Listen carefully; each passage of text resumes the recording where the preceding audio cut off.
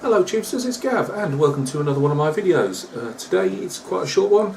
We're going to be looking at the progress on vlog number 2, I believe this is, of my Tiran 4 build.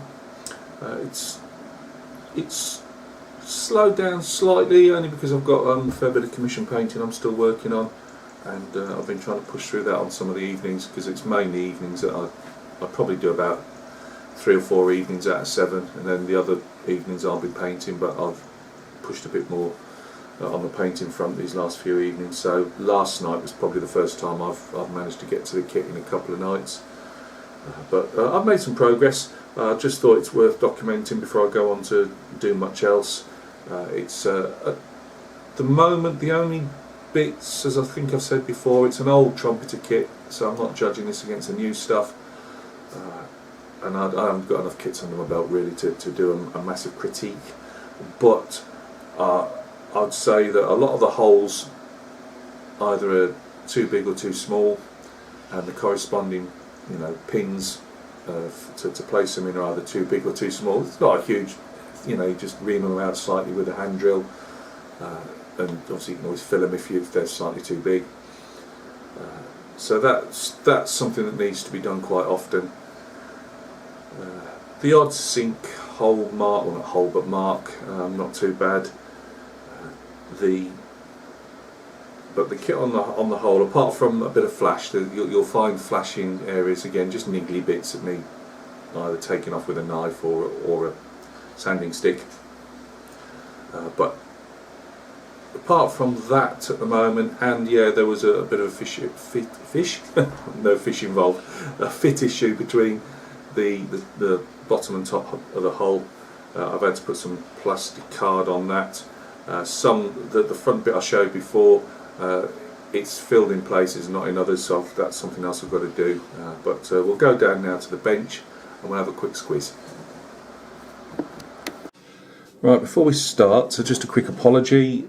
I had the fan on in the background and I've just noticed, and it's quite a big one. It's probably the sound of a Focke-Wulf 190 engine starting up at the side of me, so I do apologise. I've got no intention of reshooting though. This is supposed to be a quick one. Right, here we go. As you can see, we've got, because I can't for the life of me remember what I've got on last time, but we've got fuel tanks fitted. The Ti-67 has them on the outside. The rationale is that if it gets hit, all the liquid explodes on the outside and not on the inside. I've put some lead wire. I bought myself some of that the other week, and I'll just put it in the rough positions that they are on a real tank. I've not bothered chasing the wire all the way down underneath. It's just there, as you can see. There is a bit underneath, but it's just so you can see it's there. The mesh is that usual plastic mesh that you get. I fixed that in place with PVA glue because it didn't seem to want to hold with the normal stuff. I've put a little bit, made a little tiny bit up. There's usually a bit of mesh down there. I don't know if it's on all of them, but I've fitted it on this one because I wasn't 100% sure. We've got some supposedly armour texture on, and it's had a couple of coats of more primer over the top. That's quite rough there. Again, all this has had a bit of a primer on, but it's all got to get redone. I just wanted to see what it looked like. I've got to put some weld beads. I'm leaving this one off, this mud guard here at the front. We've got one on that side, but I'm leaving that off as if it's been ripped off. I'm going to have to obviously cut those up a bit here, just to show obviously that it's because they're just obviously the pegs that would normally sit in the modelling process. So they've got to be cleaned off a bit. There'll be some. Normally you probably wouldn't see that, and it's not a particularly great fit, and I couldn't get it to fit any better, but I'm going to be running weld bead up there anyway, so I wasn't particularly fussed on that. Put some lead wire down here as well for the lighting unit, which tends to go down the front of the glacis plate. These strengthening bolts here, I just, for the life of me, I couldn't get them to sit completely. They don't fit that high on a real tank. They fit slightly lower, but if I fit these lower, I can't correspond these because of the light guard. So put the two convoy lights on there. and let's just put the one on there as if the other one's bust off. I've made some sandbags and I've put them in place. I think it's better to actually put them in position as you make them, rather than make them and then just plop them on, because they won't fit, they won't sit, if that makes sense. You know, like as if the weight of the bag is going over it. You know, it goes over there. Obviously put the when they ford the water and that's what that's for, the plank on the front. I've beat up you won't see it really until the paint's on and I put some weathering on, but I've taken chunks out with a miller. As you can see here, I've scuffed that up again. The primer's actually not showing it up properly, but I've done a few scuffs on the top as well. I didn't want to go overboard. The idea of this is it's a home for the crew, if that makes sense. There's going to be a lot of stowage. Sink marks in there, but they've left those only because I thought, well, that's going to be completely filled up with stowage, so you know, it's not going to be too bad. Stuck an extra can on here because I didn't want to put the one on the front. It didn't seem to look proper, so I've stuck her on the back there. I've left this one, I believe, fairly. Yeah, I've left that one okay. Just put a bit of texture on there. This one I've done really beat up, and again there's some divots out the side, you just can't see them very well. Now I'm not sure, though they called this a toolbox, I'm wondering if that's not got a phone in there, because most Israeli tanks by that time would have a phone, I believe, obviously, so infantry could call on the tank when it was buttoned up. But yeah, that's what I've got done. Tonight we're going to be putting weld beads on.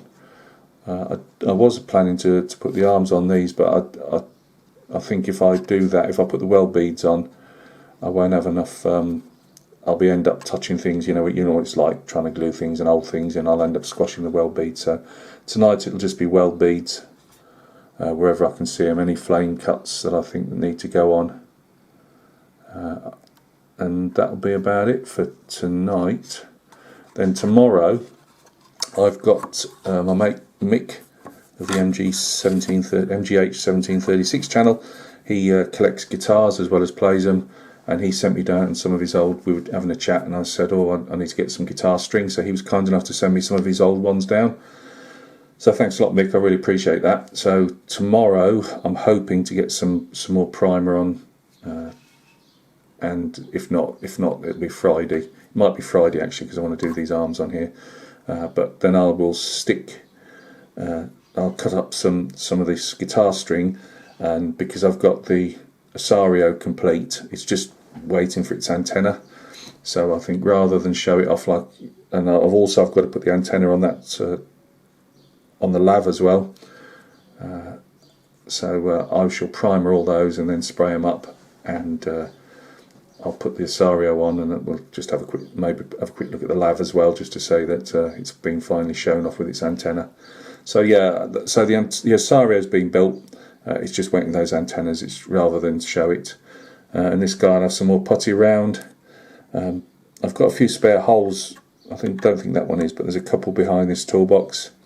There were a couple of other bits and pieces as well that weren't actually shown on the instructions, but were actually on the sprue, but not on the instructions. And because I knew they were there on the real tank, like these guys at the back here, these two little caps on the back. I knew where they roughly to go. Thing is as well, with these guys at the front, the strengtheners, they don't actually have any holes for you to put them in. You just got to literally stick them on where you think. So yeah, that's it, guys. Thank you very much for stopping by and taking a look. This is it, I believe, number 2 on the vlog. I'll hopefully get that right before I actually put the wording up, but I believe it's number 2 on the vlog. And the next time we see it, we'll have probably in about Saturday, Sunday, Monday, whenever, there'll be a bit more progress made. Take care of yourselves. I hope everything's going very well with you, that whether it's kit building or painting figures. I hope you're getting some progress in, and we'll catch each other very, very soon on another video. Cheers.